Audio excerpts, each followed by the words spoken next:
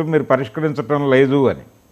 అంటే పరిష్కరించడానికి ఉన్న ఇబ్బందులు దాని గురించి ప్రభుత్వం సమాధానం చెప్పాలి. అది మానేసి మీ రోజుల్లో ఏం చేశారు, మీరు అధికారంలో ఉండగా ఏం చేశారు అని దాన్ని పట్టుకొస్తున్నారు. అంటే ప్రశ్నతో ఎదుర్కోవటం అనేది ఒక పద్ధతి మొదలైంది. ఈవిడ కూడా దాదాపు అదే స్టైల్. సమాధానం అది కాదు కదా.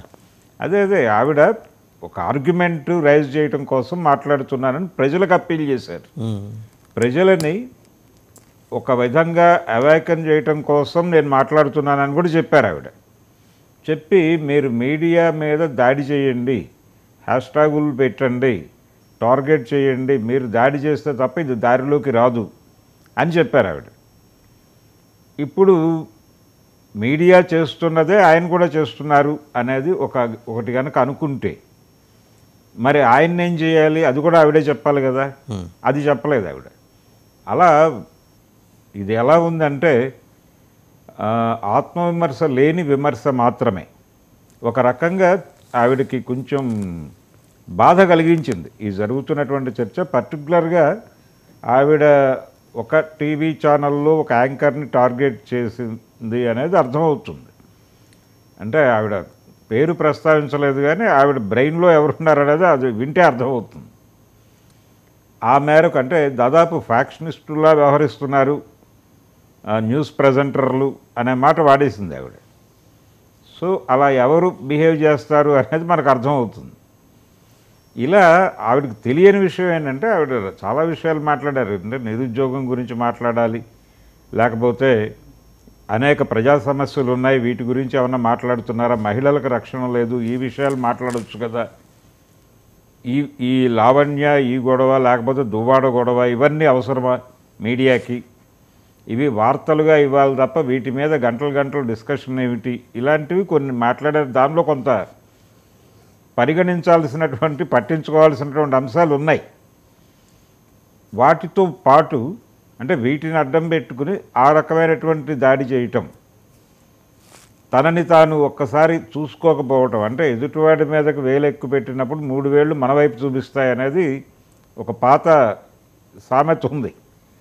అది ఆవిడ పట్టించుకోకుండా ఆత్మవిమర్శ లేకుండా కేవలం విమర్శ మీదే ఆవిడ బండి నడిపేశారు. అది ఒక్కసారి ఆవిడ ఆలోచించాలి. అంటే ఆవిడ రిపీటెడ్గా మీడియా ముందుకు అంటే కెమెరా ముందుకు వచ్చే ప్రయత్నం చేస్తున్నారు. ఆవిడ ఈరోజు ఇంకొక వీడియో పెట్టి వాళ్ళిద్దరికీ అభినందనలు చెప్పారు. ఎవరికి? నాగ చైతన్య, శోభితకి. వాళ్ళిద్దరికీ ఎందుకు చెప్పారో తెలియదు. అంటే ఒక విధంగా జనాల్ని అంటే మీడియా వాంటెడ్గా దాడి చేస్తోంది వేణుస్వామి గారి మీద, వేణుస్వామి గారిని వినియోగించుకుని మీడియా బాగుపడిందని కూడా చెప్పారు ఆవిడ.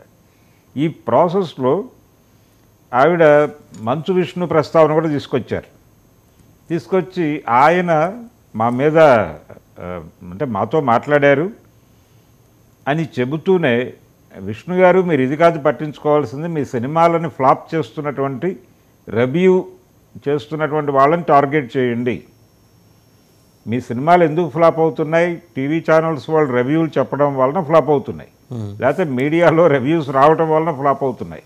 కాబట్టి వాళ్ళని కట్టడి చేయటం మీద దృష్టి పెట్టండి అని ఈవిడ సీనియర్ జర్నలిస్ట్ ఆవిడ చెప్తున్నారు. అంటే ఏ మేరకు ఆవిడలో అసహనం పెరిగిపోయింది అనేది అర్థమవుతుంది. రివ్యూస్ మీద ఆల్రెడీ ఒక చర్చ జరుగుతోంది. గతంలో రివ్యూస్ అనేవి సినిమా శుక్రవారం రిలీజ్ అయితే ఆదివారం సినిమా పత్రికలు వచ్చేవి, లేకపోతే శనివారం వచ్చినటువంటి డైలీ పేపర్లో ఒక రివ్యూ ఉండేది, 2-3 పేపర్లు మాత్రమే సమీక్షలు వేసేవి. ఆంధ్రజ్యోతి, ఆంధ్ర పత్రిక పర్టికులర్గా వేసేది. ఆ తర్వాత సినిమా పత్రికల వాళ్ళు సండే వేసేవాళ్ళు. కాబట్టి మాకు బ్రీతింగ్ స్పేస్ ఉండేది అనేది చాలామంది నిర్మాతలు మాట్లాడుతున్నారు, డైరెక్టర్లు మాట్లాడుతున్నారు. హరీష్ శంకర్ గారి గొడవ అదే. అలాగే డబుల్ స్మార్ట్ హీరో రామ్ గారు కూడా అదే మాట్లాడాడు నిన్న. ఇది ఒక చర్చ ఇండస్ట్రీకి మీడియాకి మధ్య ఇది ఒక చర్చ జరుగుతోంది. దీంతో పాటు ఇప్పుడు ఈవిడ తన ఆర్గ్యుమెంట్లోకి దీన్ని పట్టుకొచ్చి మాట్లాడటం అనేది పూర్తిగా అసంబద్ధమైనటువంటి వ్యవహారం. ఇవన్నీ పక్కన పెడితే సార్, ఇప్పుడు మహిళా కమిషన్కి సరే జర్నలిస్టులు చేశారా, ఇండివిజువల్స్ చేశారా, కంప్లైంట్ చేశారు, మహిళా కమిషన్ ఆయన పిలిచింది, ఓకే. బట్ సంబంధం ఉన్నా లేకపోయినా, ఈ అంశంతో సంబంధం ఉన్నా లేకపోయినా తెలుగు యూనివర్సిటీ కూడా ఇంప్లీడ్ అవ్వాల్సిన అవసరం ఉంది ఇందులో. ఎందుకంటే అక్కడ మరి సబ్జెక్ట్ ప్రామాణికత అంశం వచ్చేప్పటికి మరి వాళ్ళు కూడా వచ్చి మాట్లాడాలి. తెలుగు యూనివర్సిటీ వాళ్ళు కూడా వచ్చి మాట్లాడాలి. వచ్చి దీనికి ఉన్నటువంటి అంటే ఏ ఆధారంతో చెప్పాను, ఏ ప్రాతిపదిక మీద చెప్పాను అనేది ఆయన చెప్తారు. అంటే మాయాబజార్లో ఒక డైలాగ్ ఉంటుంది, ఆయన వంగర వెంకట సుబ్బయ్య గారు అంటారు, శాస్త్రం ఏది చెప్పినా నిష్కర్షగా చెప్తుంది, మనం దాన్ని సానుకూలంగా స్వీకరించాలి అంటాడు ఆయన. అలా ఈయన ఏ ప్రాతిపదిక మీద ఈ నిర్ణయం చేశాడో అది ఆయన వివరిస్తే దాన్ని వాళ్ళు మాత్రమే జడ్జి చేయగలరు. ఆ శాస్త్రం మీద ఎవరికైతే అధికారం ఉంటుందో ఆ అధికారం ఉన్నటువంటి వాళ్ళు మాత్రమే జడ్జి చేయగలరు. అవును. సో మహిళా కమిషన్ పిలిచి ఒక విషయం మాత్రమే అడగగలరు. ఆవిడ శారద గారు పిలిచి ఒక విషయం మాత్రమే మాట్లాడగలరు. అదేమిటంటే, మీరెందుకు వ్యక్తుల ప్రైవేట్ జీవితాల్లోకి వెళ్ళిపోయి మాట్లాడుతున్నారు, అది కరెక్ట్ కాదు కదా, వాళ్ళ ప్రైవసీకి ఇబ్బంది కలిగించడం అవుతుంది, దీన్ని వాళ్ళు సీరియస్గా పట్టించుకుంటే కోర్టుకు వెళ్తే వివాదం అవుతుంది, సో మీరు దీనికి సమాధానం చెప్పండి అని మాత్రమే అడగగలరు. అయితే ఈ మొత్తం ఎపిసోడ్కి ఏది సెంట్రిక్ అయిన శోభిత కావచ్చు, నాగచైతన్య కావచ్చు. శోభిత గారు ఇంకా మీరు రెస్పాండ్ కాల. నాగచైతన్య గారు నిన్న ఐ థింక్ ఒక ట్వీట్ చేసినట్టున్నారు, అది కూడా చూద్దాం ఒకసారి. ఆయన ట్వీట్ చేయటమో లేకపోతే మాట్లాడారు. పాత గొడవలండి అది. ఇదివరకు ఇంతకుముందు ఆయన రానాతో చేసినటువంటి ఒక డిస్కషన్ ఒక లైవ్ షోలో ఆయన జాతకాలు నమ్ముతావా నువ్వు అని అడిగాడు రానా. అంటే ఆయన మనకు అనుకూలంగా ఉంటే నమ్మేస్తాను, వ్యతిరేకంగా ఉంటే పట్టించుకోను అన్నట్టుగా మాట్లాడాడు. అంటే లౌక్యం ప్రదర్శించాడు ఆయన. ఆ లౌక్యంతో మాట్లాడినటువంటి డిస్కషన్ని దాని నుంచి కట్ చేసి ఇప్పుడు అవుట్ ఆఫ్ కాంటాక్ట్ కట్ చేసి పెట్టారు సోషల్ మీడియాలో. ఇప్పుడు జరుగుతున్నటువంటి జాతకాల మీద జరుగుతున్నటువంటి చర్చకి నాగచైతన్య స్పందన ఇప్పుడు సర్క్యులేట్లో పెడితే అది నడిచిపోతుంది అనే ఉద్దేశంతో కొంతమంది జ్ఞానులకి ఇది తడుతుంది. అంటే ఇప్పుడు జరుగుతున్నటువంటి డిస్కషన్లో వీళ్ళు గతంలో మాట్లాడినవి ఏవైనా పట్టుకొచ్చి తగిలించవచ్చు అని. అది నిజంగా పరిశోధనే. ఆ పరిశోధకులు అది పట్టుకొచ్చి ఇక్కడ పడేశారు, అది నడుస్తోంది, అది సర్క్యులేట్ అవుతోంది.